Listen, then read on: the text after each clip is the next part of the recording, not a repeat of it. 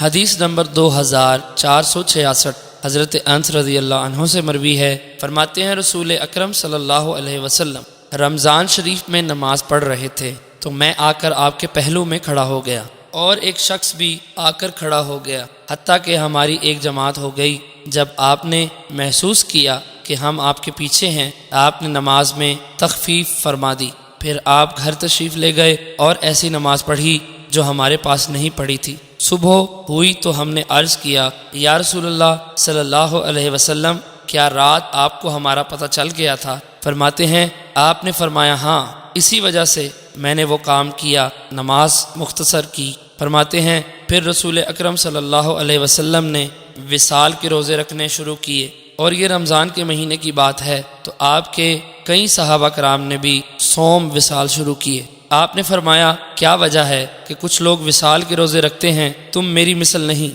اللہ کی قسم اگر مہینہ لمبا ہوتا تو میں روزوں میں وصال کرتا کہ یہ ضدی لوگ اپنی ضد چھوڑ دیتے۔